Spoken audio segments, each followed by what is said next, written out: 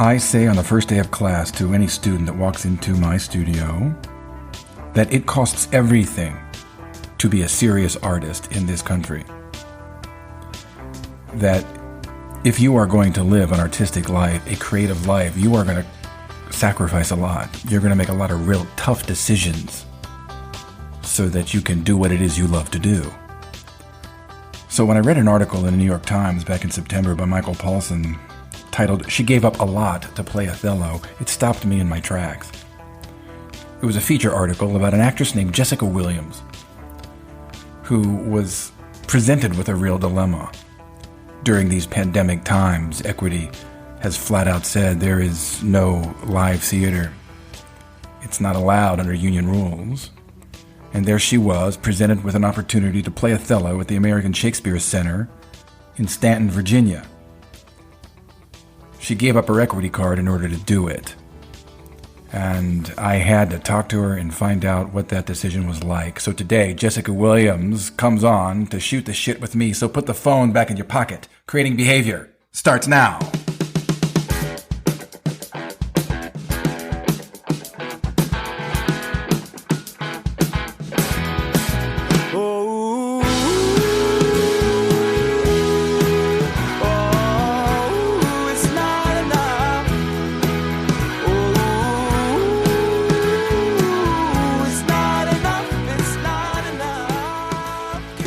Well, hello, my fellow daydreamers. Happy October.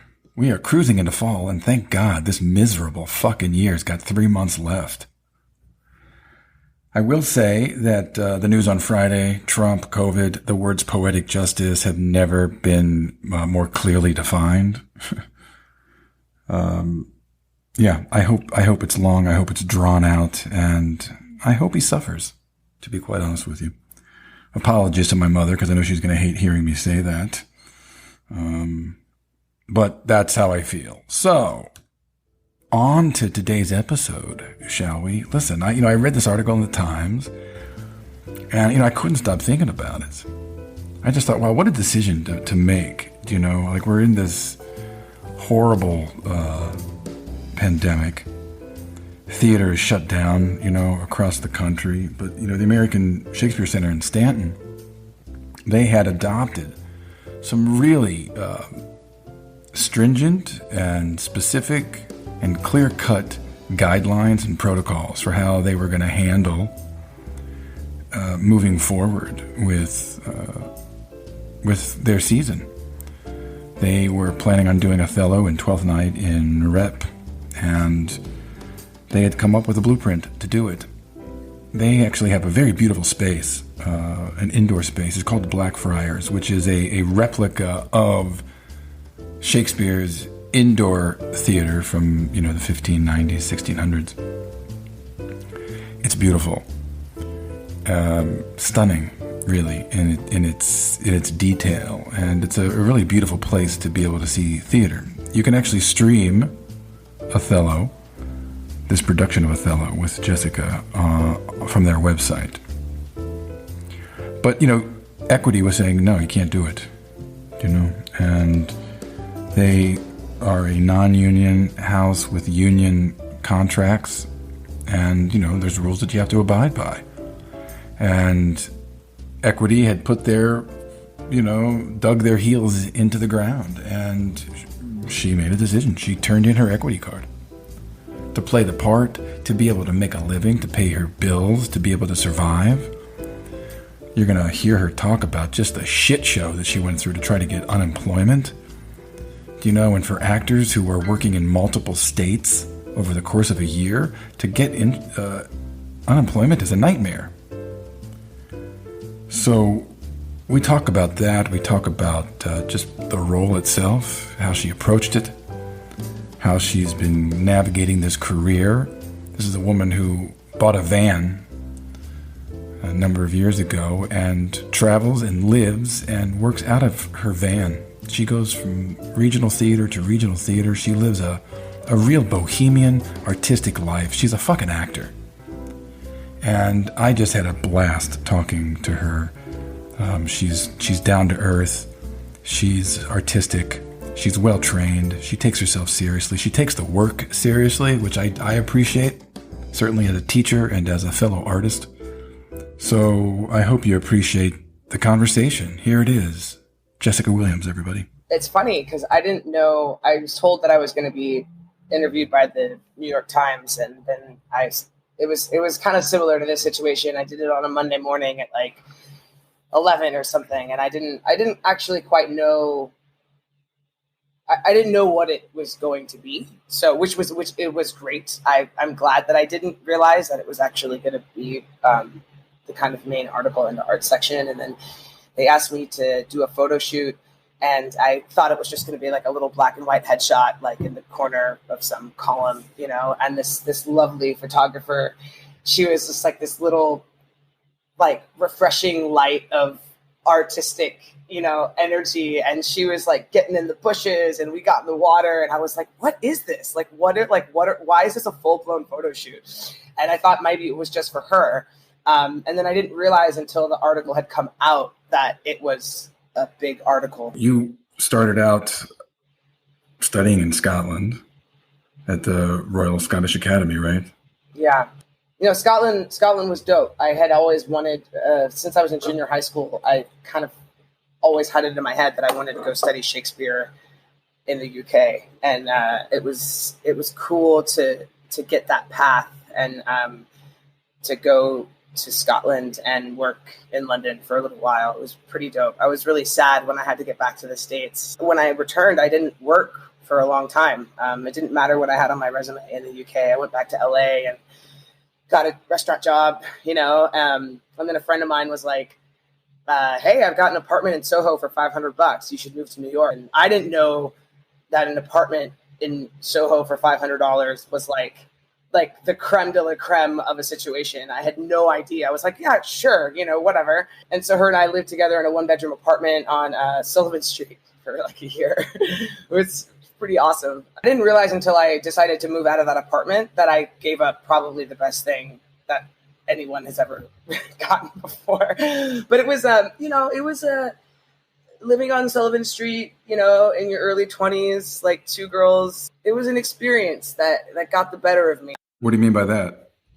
You know, the things that happen in New York to a person who's like a hedonist and someone who indulges in life and food and drugs and alcohol and just like staying up all night. And I was loving it. Like for the first like year and a half, I was like, this is dope. This is awesome. You know, it was the money I was making as a bartender and a waiter was ridiculous, you know, especially because my rent was only $500 a month. And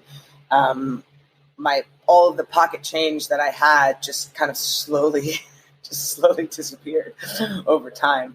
And I had, you know, I learned a lot. I like to think of New York, like living in New York and hustling in New York as my master's degree in acting, insofar as it was an emotional playground of boundaries and characters coming in and out of my life that taught me a lot about myself that I didn't know before because I was just out there on my own, you know.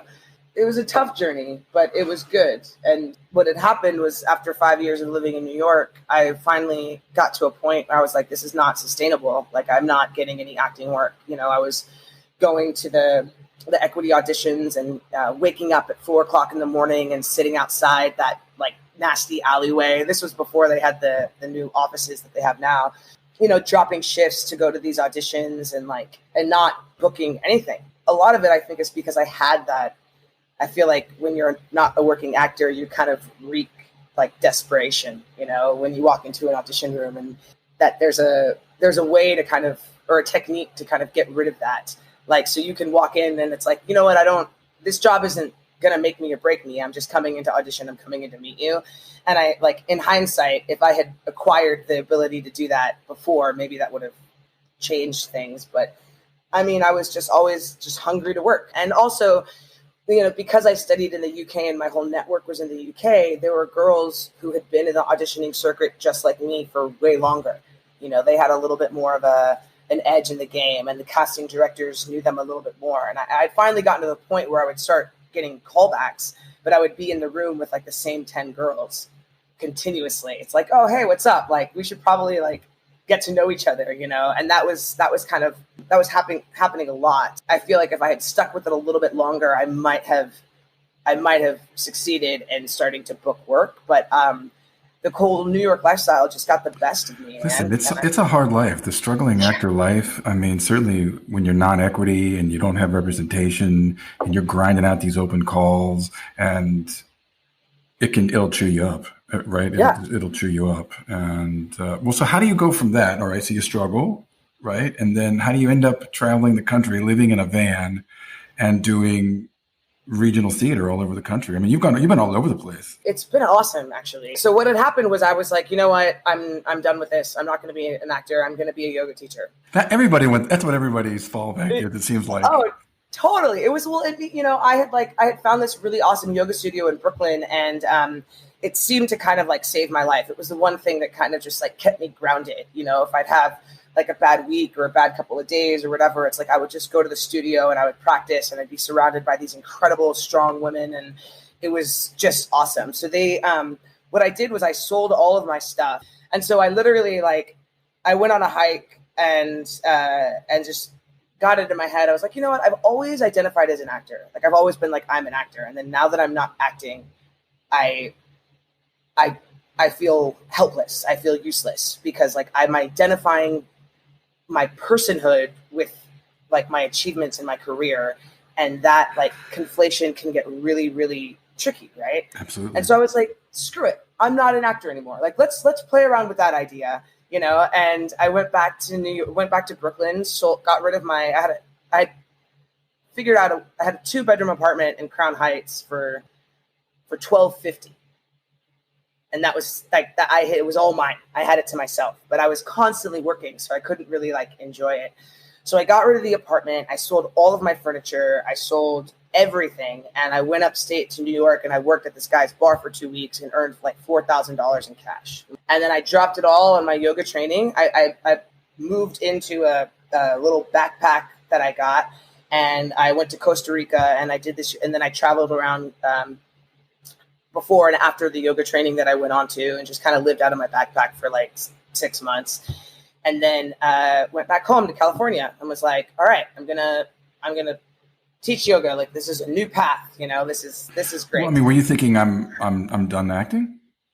Yeah, that was the mentality I was trying to entertain. It more so as an exercise of like trying to not associate who I am with what I do. Let it go. And like, because somehow I was always just meeting broken expectations. I was always clinging on to something that didn't seem achievable. And I'm from LA, and I never really wanted to do the hustle in LA, like the TV and commercial hustle. Cause everybody struggles with like body image and, our presentation and whatnot. And I just felt that the camera world was going to be a little bit more cruel to me. That's how I felt at the time. And then I didn't know if I was willing to undergo that kind of like psychological trauma of like always dressing at a 10. Which is tough because that's where the money is. Exactly. And I didn't feel emotionally ready for that. I felt like because I'm a very sensitive person, and I allow other people's energies and things to kind of affect me. And I just felt like going down that route was going to be really, really tough. And I had already been doing it sort of in New York, and I was like, I need a break from trying to do that, because it's not the craft that I want to take a break from. It's the craft of like the business aspect. The business side of it. Yeah. I don't really have a business bone in my body, which is like how I am here today. But anyways, I was in LA for like a couple months, and I got a bartending gig, and then the American Shakespeare Center, I had auditioned for them, I think like 3 times before when I was in New York. And I got wind of them from the Shakespeare Forum in New York. And I like missed my friends. And so I was like, hey mom, I'm going to go on this audition. Like that was my excuse to fly across the country for a week and like hang out with my friends in New York. And so, yeah, I walked into that audition thinking like, just whatever. It's like, all right, cool. Let's do this again. And then they hired me. So when you fly back to LA and you gotta, right? And so did you buy a van out there? The van came a little bit later. Okay. My first trip across country was in my Prius, and then I did a season. I did 2 seasons here, and then I got a gig in Northern California at Cal Shakes, and then that's when I bought my van. So after that, I was living in the Bay Area. My brother's been living out of a van for like a decade, and I've always wanted to do what he did. Yeah, And I there's was a like, romanticized kind of thing about that, right? it is, but it's tough. Like, don't believe the videos of like the cute girls being like, I did this on myself, like van life. It's like, okay, it's a money dump. It's a lot of work. It is beautiful. It did save me a lot of money in the long run from like having to ship things.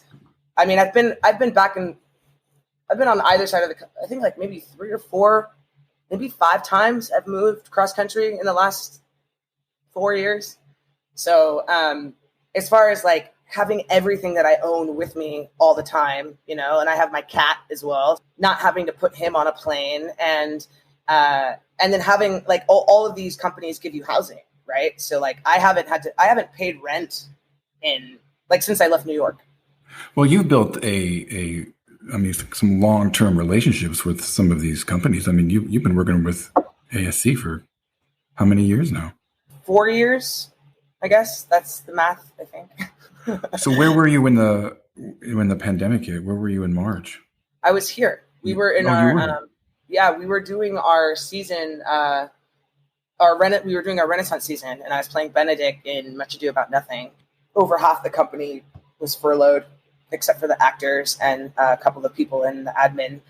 And, they went to like half salary or a third salary. And we were like, all right, like this is what we have to do. And at that moment, I don't think anybody knew we would be able to continue, but like we had no idea. Right. And yeah, it was just a couple of weeks of everyone kind of quarantining and isolating and scrambling around, trying to figure out what to do. And, this company went from like roughly a kind of around 3.5 million operation to like a $1 million operation, like in a matter of months, and because we pay rent, the house that we work in, like that's like we literally keeping the lights on, it's our responsibility to keep that house open. And it's a beautiful space. I mean, that Blackfriars Playhouse is stunning. It's magic. It really is. I mean, I watched Othello. I streamed it, and so it was the first time I actually got a chance to see the space, and it's beautiful. Yeah, it's something else. It's sometimes when I'm, given the lifestyle I've been in, I sit here and I wonder, I'm like, what am I doing in the Blue Ridge Mountains right now? Like so far away from my family. Like what am I doing? And honestly, one of the reasons I do come back to this theater so much is like the space is unlike anything else I've experienced. And it is the way that we work here, because we do so like you'll run a show for 4 months. Like the opportunity to run a character in an environment like that under the same conditions with the audience in universal lighting, right? With Shakespeare's language, like does something to the text and to your technique that it's just remarkable. Like all of a sudden it's like, wait a minute, I don't know how I would be able to do Shakespeare or do this character if I didn't have an audience to talk to. For example, Benedict needs to talk to people. Like all he does is ask the audience questions. And so like to be able to actually ask somebody a question, wait for their reply, and then get your answer or come up with your answer is such a gift that you just don't get in a lot of other like staging environments. Now all the work that you were doing with them, it was equity work. Oh yeah. You had an equity contract. Yep. And so can you just talk about how you came to the place where you were like, I'm going to turn in my equity card?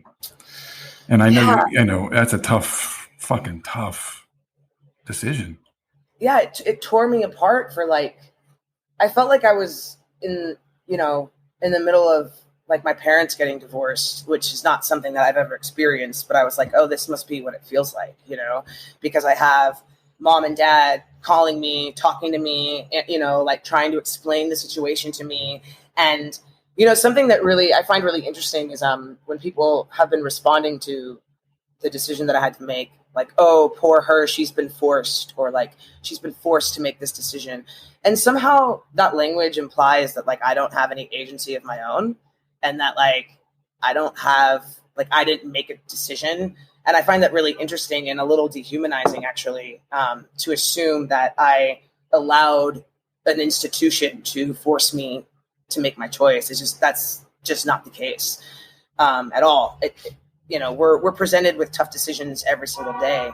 And I wasn't aware that Equity wasn't going to let us do the show. Like they had come up with their guidelines, and we had a safe start protocol in place. And the ASC did work hard to communicate with Equity around our protocols and what we had in place. And of course, it's not proven because no one's ever done it before, right? Like we don't have anything to compare it to.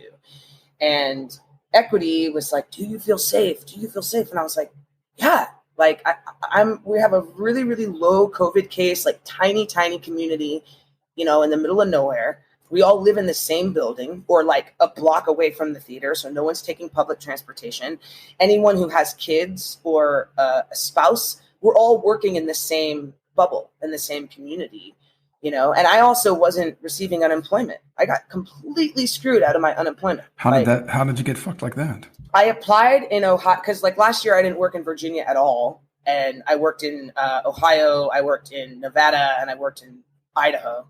And so I applied in Ohio because I was like, that makes sense. Like that's where I should apply for unemployment. And it took them 6 weeks to determine me ineligible. So I didn't know that I was ineligible until 6 weeks after I had been putting in, filing my weekly claim.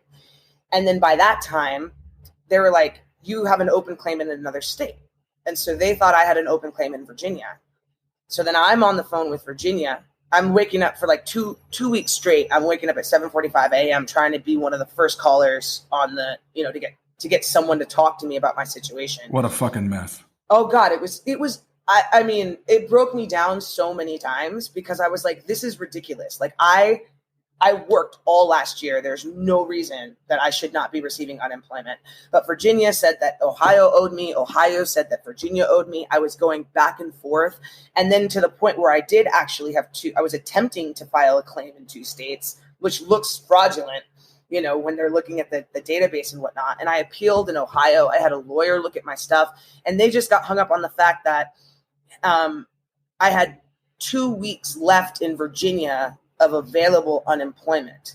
And I should have filed in Virginia. And then I was like, dude, that's so stupid because then I would have had to reopen with you guys. It was, so I mean, that was like, there was no income. There was no money coming in. Income.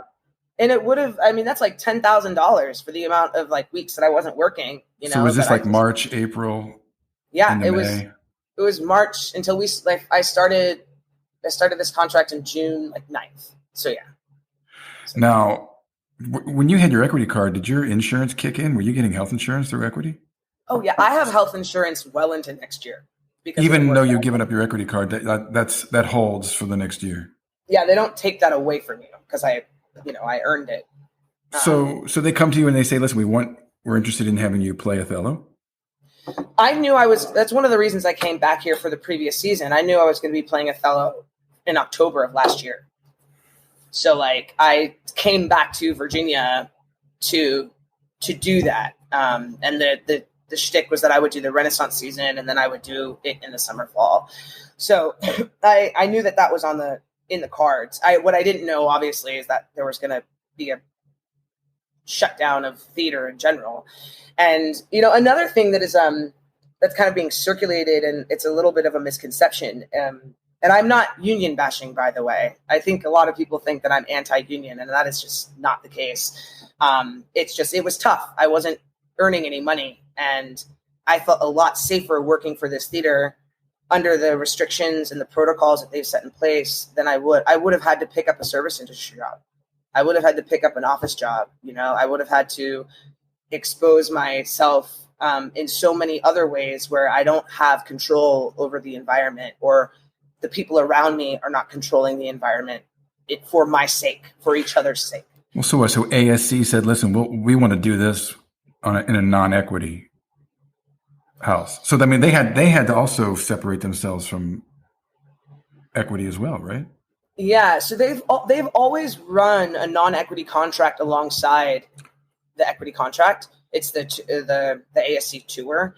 So what had happened when equity didn't allow them to move forward with the safety protocols, we have a disease specialist who works in town, the whole community, because the community relies on the business of the ASC, everyone kind of put their heads together and we came up with this plan, and equity was just like, no. The one thing that we were missing was the kind of the testing. Other than that, I guarantee you the protocols that we're doing right now, when theaters start to reopen, it's going to look very, very similar to what the ASC is doing. So why did you do it? I didn't enjoy the energy that was coming at me from the union people that I was talking to. For a week, I was getting phone calls like early in the morning in a way, it almost felt like they were trying to get me to tell them that the ASC had done something wrong or bad, or that I felt unsafe, or that they broke the rules. Like they were asking me questions about housing and like little details like this, like almost like they were really, really searching for a way to pin something on the ASC. And I didn't enjoy being used in that way. I was just like, you guys, like I'm fucked right now. I can't get back across the country. Like my van broke down. I'm not receiving any unemployment. I have housing here and I feel safe in this environment. Like, can there be some grace? Can I pull away for a second just so I can get my act together, just so I can survive this pandemic? Like, this is nothing like this has ever happened before, and they were just like, solidarity all the way. Like, there will be repercussions if you decide to do this work. And I was just like, damn, like that sucks. Yeah, that's a tough spot to be in. Now, I would assume, and I'll just ask you, I mean, would you have done this for any other part? There is definitely that aspect of it, but I would say, like, honestly, the main reason was like strictly financial and like health wise. Like if I didn't, if I wasn't receiving the same pay that I was receiving when I was on an equity contract, or the fact that I have housing as well, not paying any utilities or anything like that. Like it was a total survival decision. And honestly, if I had been receiving unemployment, I'm not sure that I would have stayed, right, to do the part, because I would have been like, all right, there'll be another opportunity for this, So you're just trying to survive. Yeah. And also in turn, take care of the theater, like, and this community, like I was talking to a really good friend last night she's like, well, isn't playing Othello fun? And I was like, no, it's actually not fun. No, I mean, it's not an enjoyable journey to live out, 8 times a week. No, absolutely not. And especially in this climate and like just what's happening. Like, I didn't realize that the internal journey as Jessica, the actor, was going to be struggling with it as much, and the content and the structure and, the way that the audience reacts and like loves Iago. Like it tears me apart, man. It's what, as an artist, as an actor, did the last 3 months do to you as you were trying to take on a work that is, it's steeped in racism and misogyny, and he has a painful journey. Like, so how did you navigate just what's going on in the world and taking on the part? Yeah, it was, it unlocked a lot. Like, the world unlocked a lot, I think. It's been more difficult to separate, right? I've always kind of been able to leave things at the door, but there was a lot of things that came up with me and some of my other colleagues, the other people of color in my cast, and things we couldn't really ignore, or shoo away, things that I realized I've been brushing off and letting slide in the workspace for a long time. And that Dear White Theater, that letter, which I'm sure you probably read it, right? That was a huge inspiration, actually. And me and a couple of other people, we kind of kickstarted this program at the ASC, because after that, all of the theaters put out statements like in support of Black Lives Matter. And it's like, yeah, you can put a statement out, right? But then what do you do? It's got to be institutional change from within, right? You need artistic directors, you need playwrights, directors. Like, it just can't be, let me just post a BLM picture. This totally ties into the question of like navigating this part in this time, is that myself and some of my colleagues, we didn't do our own like We See You White American Theater, but we kind of like gathered like information and thoughts and instances as a way of giving feedback to our company and to our leadership and the whole thing as a whole, of like things that we should take a really, really hard look at before we can actually claim, that we're in support of Black Lives Matter. And that's being heard and that's being dealt with. And it's a hard conversation to have. It's also created a little bit of a divide too. Is like, the ASC is not necessarily known for like groundbreaking conceptual Shakespeare making. Like, we do the words. We don't solve the problems, we just kind of present them, and we lean very, very heavily on the text and the technique of, talking to the audience and whatnot. And I don't know if that's going to be enough moving forward, especially with a play like this. And well, what do you mean by that? There's an argument on whether or not Othello should be done anymore. Or like, why do we still keep doing this play or other plays like it? And I'm an advocate for like not putting Shakespeare away. I see Shakespeare as a really, really beautiful example of humanity. If you take away all of the kind of the race and the gender and the class, and you just listen to the words that people are saying, I feel like it's a really beautiful exploration of the human spirit. But I also think that as artists moving forward, we do have a job to not necessarily solve the problems, but attempt it, right? Have a clear idea of the story it is that we're telling, or what we're trying to say, or where we stand. Like, you can never control the audience. You can never get them to all arrive to the same decision or feeling or take away the same thing. But you can definitely present where you stand on it. Is Staunton a conservative community? Is it like Trump country?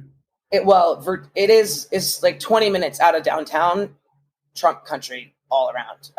Stanton itself is like a little cute purple blue like town, but our audiences are all, it's a sea of white hair. You're probably one of the only ways that, a lot of these people that just watch Fox News all day can get something different and be challenged to think in a way that they're not in their day-to-day life. Precisely.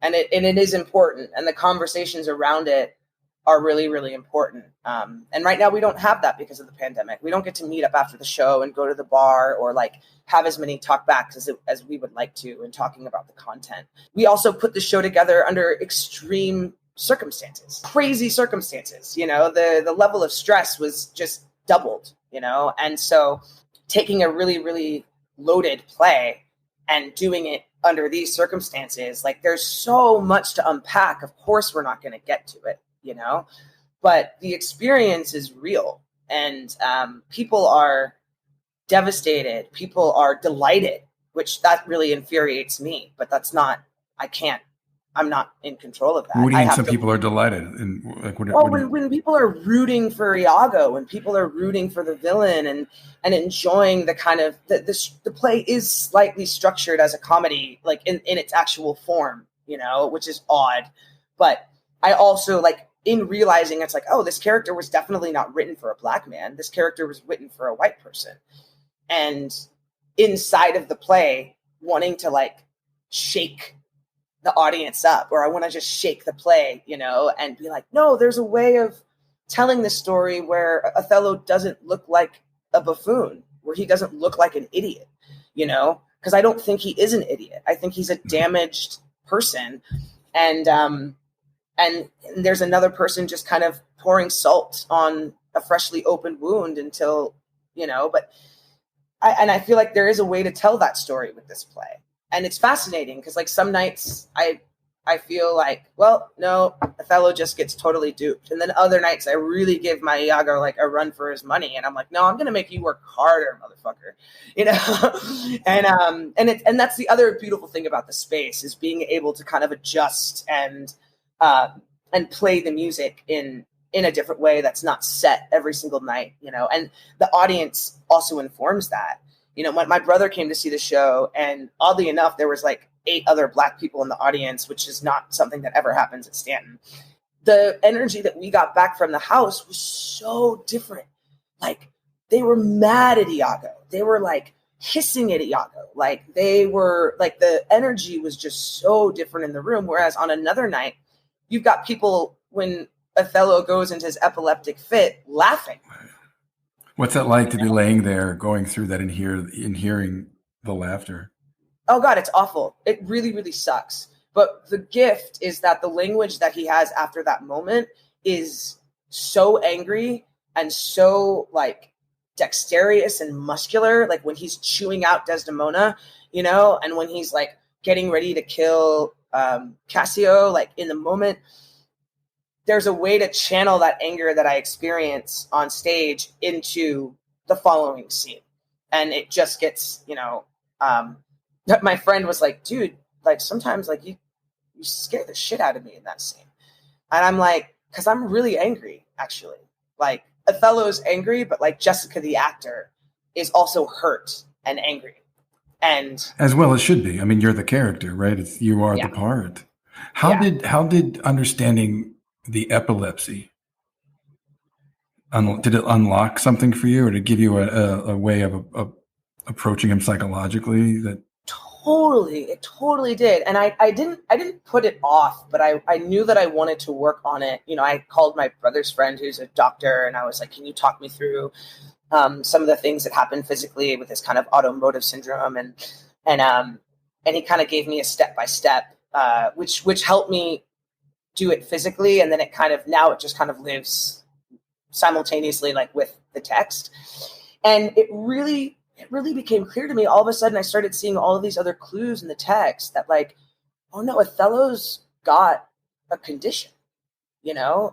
He talks about it in the beginning, you know, with some distressful stroke that my youth had suffered. And like, he talks about his journey, and it's like, oh, this is someone who's literally been on the run their whole entire life, who's suffering from PTSD, who's been beaten, who's like overcome like extreme obstacles, you know, and he has like little flubs in his language that also like indicate that like, oh, there's something happening there. And you can have a whole bunch of tiny seizures happening all the time and you're not aware of them. And I saw that. You caught that. I mean, you had maybe 2 or 3 little moments where like you could tell something was going on with you that you were not in control of.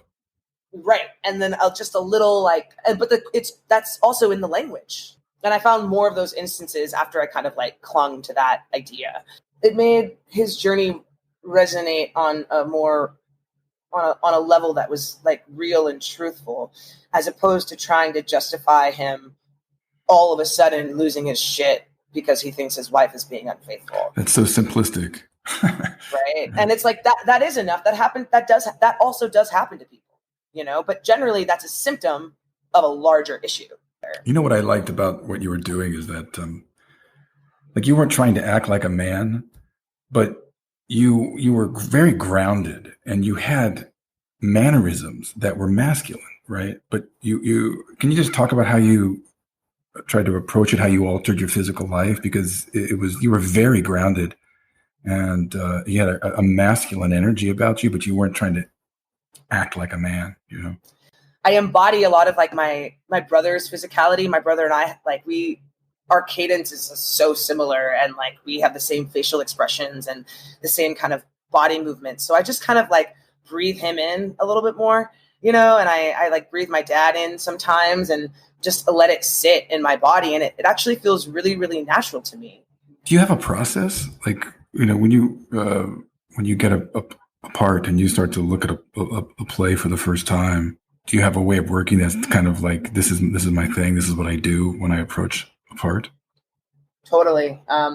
It always, I mean, it's been a lot of Shakespeare the last few years, but I feel like the same goes with any part that's non-Shakespeare. But it's a hard look and like investigative process of the text in particular. I'll go in and I've got my folio, I've got my quarto, I've got my script, I've got like an Arden edited edition, and I go in and I understand the choices and the changes that, have been made. And I'll get stuck on something that I probably won't even figure out, won't even be unlocked until there's actually an audience in the room. And I'm like, oh, like that makes sense.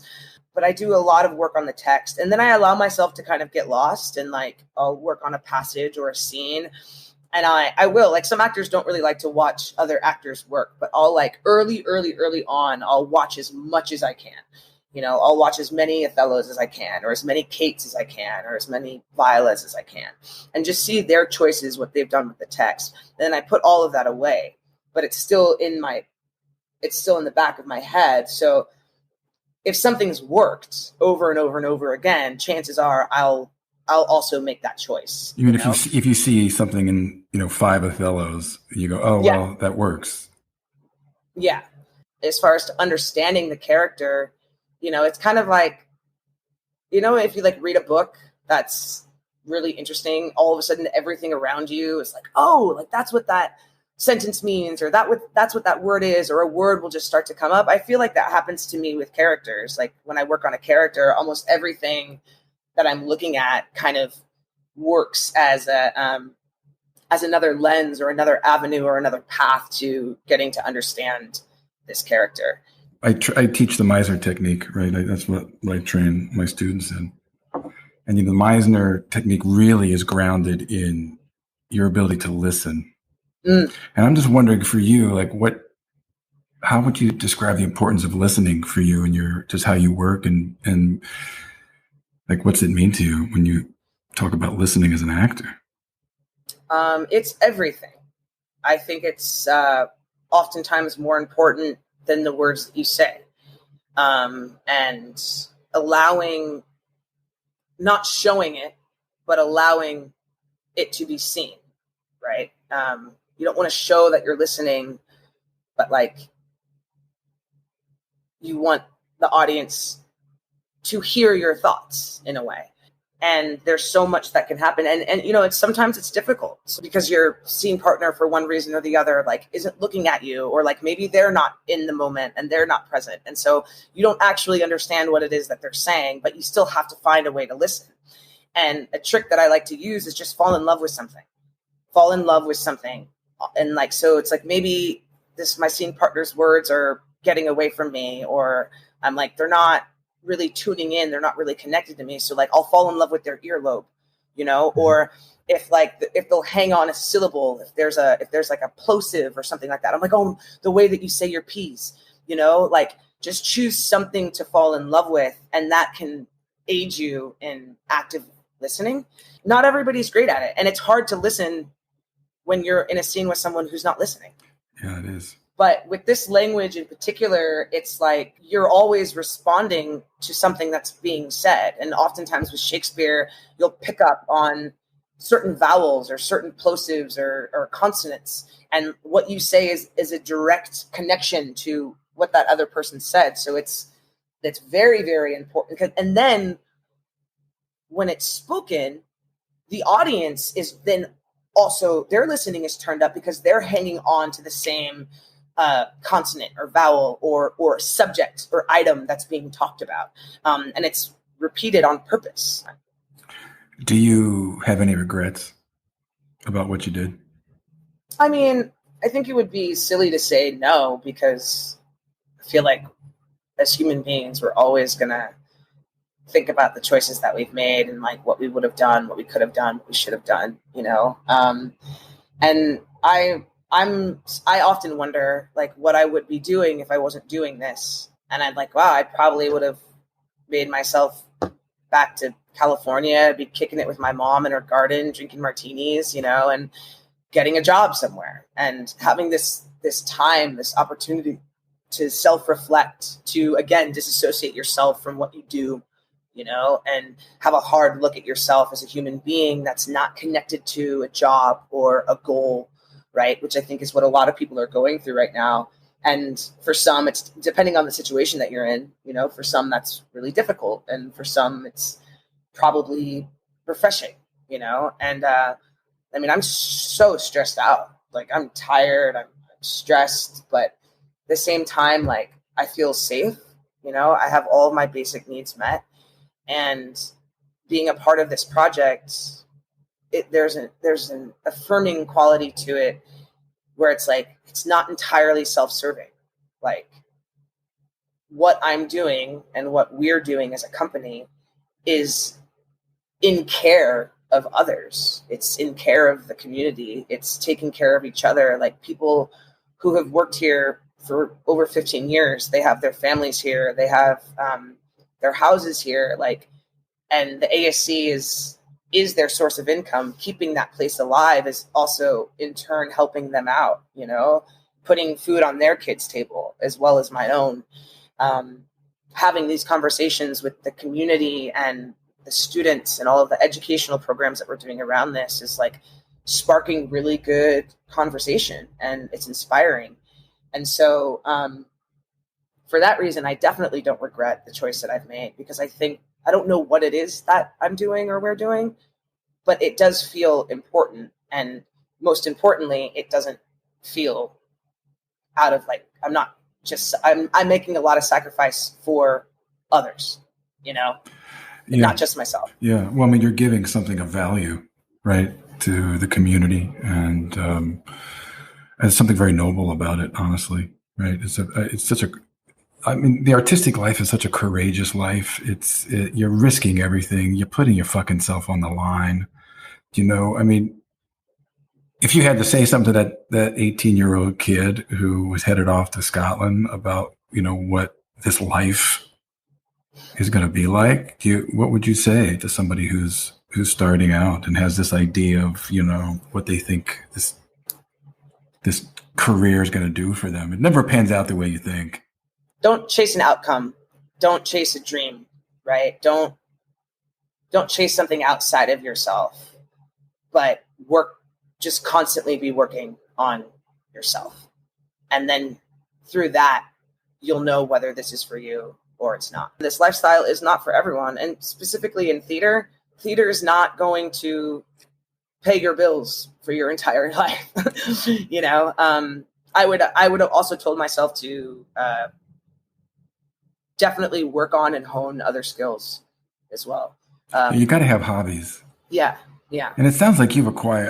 You've lived some life. Like you've acquired a lot of life experience. And I tell my students, you cannot bring more to your art than what resides inside of you. Mm-hmm. So you got to continue to feed yourself. You got to have other things that you love to do, hobbies. You have to be an intellectual omnivore. Yes. If I could quote Steve Jobs, he was like, you got to be an intellectual omnivore. And I just love those two words together. Yeah. What do you love about acting? Really, really feeling the pennies that drop, the moments that drop in the audience. Feeling that, like it's not something that's tangible, and yet it is. You can feel an emotion shift in the room, and it feels like actual human connection. Well, my fellow daydreamers, thank you for sticking around and keeping that phone in your pocket. It means a lot to me. If you are finding this show inspiring in any way, if you're learning something, if you find it interesting, please share it with your friends, pass it along to other actors and artists who you think might enjoy it.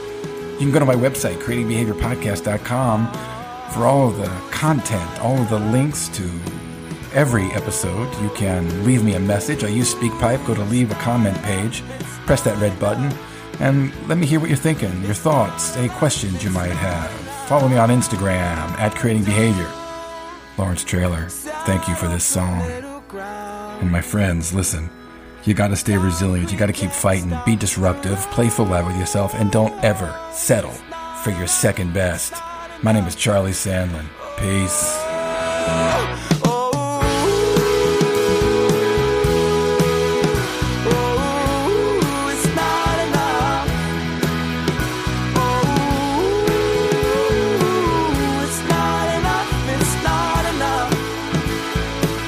It's not enough.